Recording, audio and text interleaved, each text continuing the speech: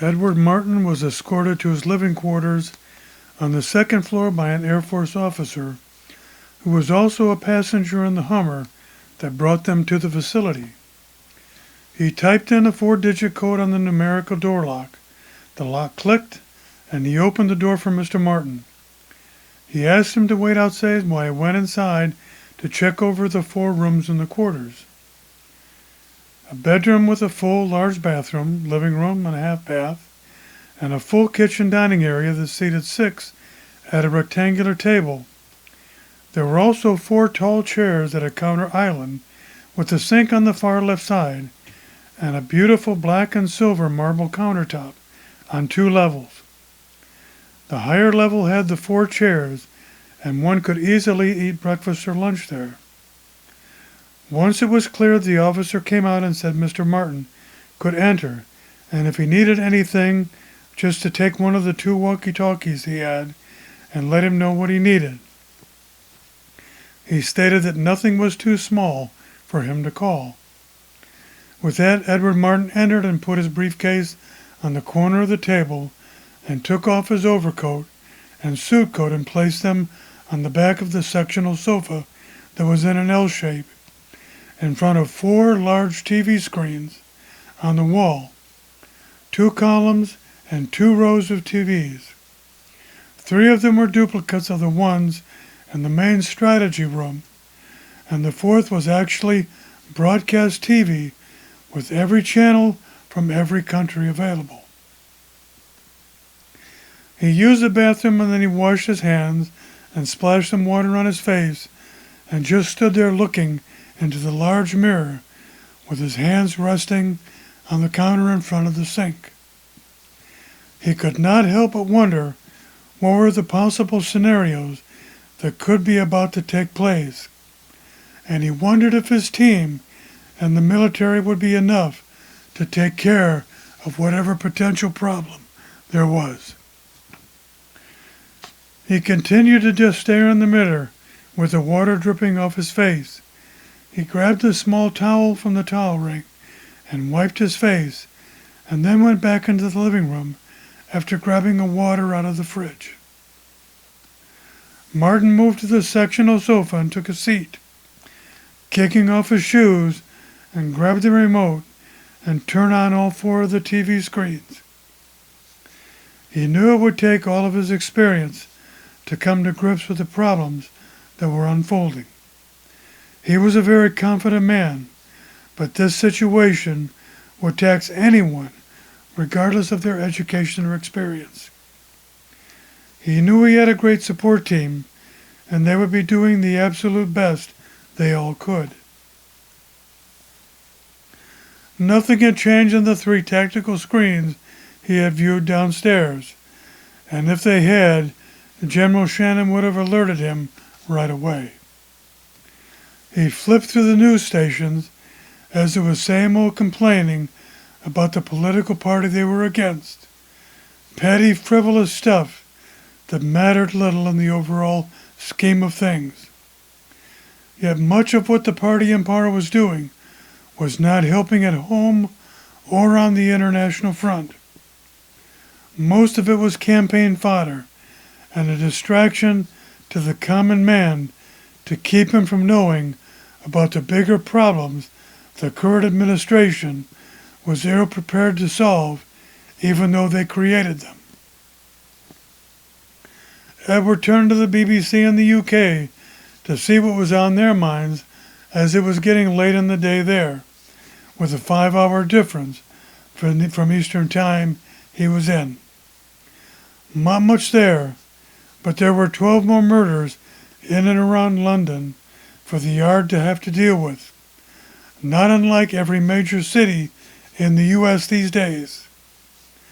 Luckily in that they were not as gruesome as the Ripper killings, but nonetheless, the victims were still dead, and more were to be put on the heads of civilians trying to get back to a normal life after the pandemic.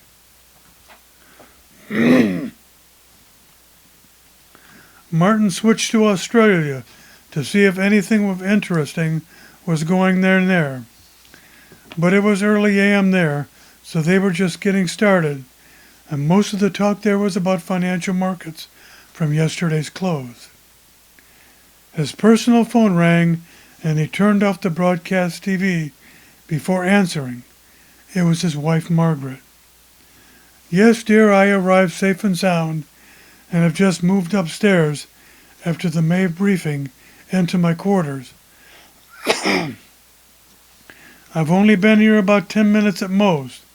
How are you?" he inquired. "I am fine, Edward. I just wanted to check and make sure you arrived safely. As you know, I hate these dreaded long trips you take. Doing only God knows what," she concluded.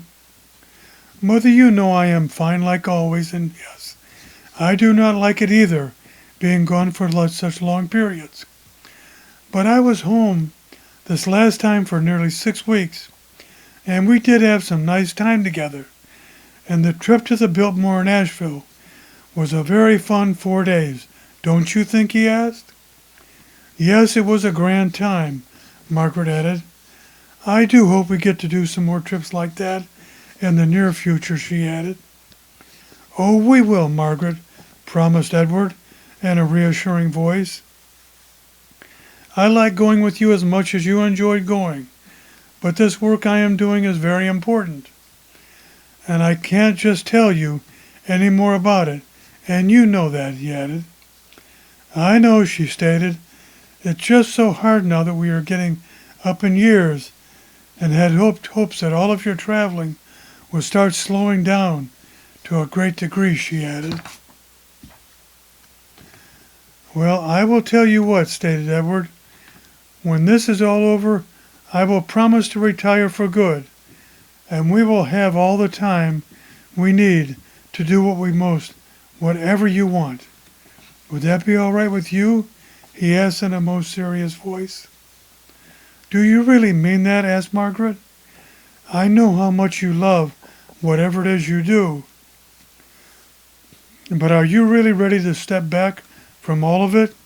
She asked, hoping he really meant it. "Yes, Margaret, I am really ready this time," he offered. "This will be it, I promise," Edward stated firmly. "It is time for me and us, for sure," he added.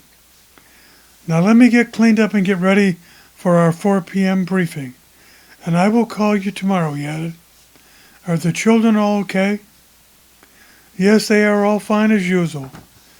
Helen is pretty much settled in on med school after graduation, and Bobby has heard from 4 major league teams that are even considering drafting him either in the first or second rounds, whatever that means," she added.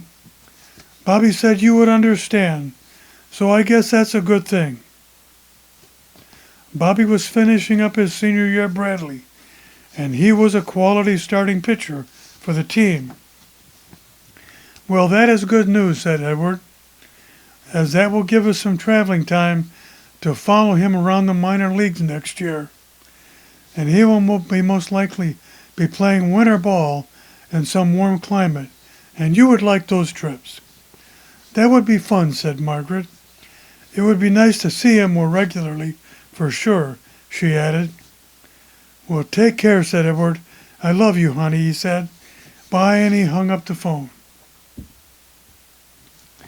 He went into the bedroom with his travel bag, and it was already there.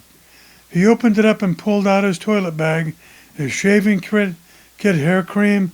After shaving, carried it into the bathroom. Off the bedroom. The bathroom had a full-size tub and jacuzzi and a large shower. Edward always preferred a shower.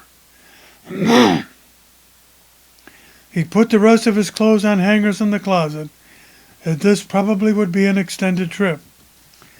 There were also 2 new pair of Florsheim wingtip shoes and black already in the closet, where it sent ahead to General Shannon's office, and he had them sent up yesterday to Edward's room. There were also 7 pair of newly hemmed black slacks and a dozen new white shirts, all on the shelf above the hanger bar. There were also 3 gray dress jackets, 4 black ones, and one tuxedo for a possible former affair if needed. He put on a Jake racket and hung up his travel suit coat, grabbed his briefcase, tapped 3 times on the door, and indicated he was coming out. With that, he and the Air Force officer headed back downstairs to the briefing room on the first floor. General Shannon was talking to 2 colonels, the first from the Army Command, and they all turned to Edward as he approached. "I hope I'm not interrupting you, gentlemen," he stated. Not at all, sir," said Colonel Thompson. "We were just discussing the uptick in air traffic, but nothing to be alarmed about so far," he added. "Well, good," stated Edward. "Shall we begin our formal staff briefing, gentlemen?" he asked. General Shannon agreed and motioned to the other field grade officers to join them at the table. There were 2 officers who worked together on each continent for technical movements of troops, and 2 more who were involved in all the communication and electronic trafficking. The meeting began.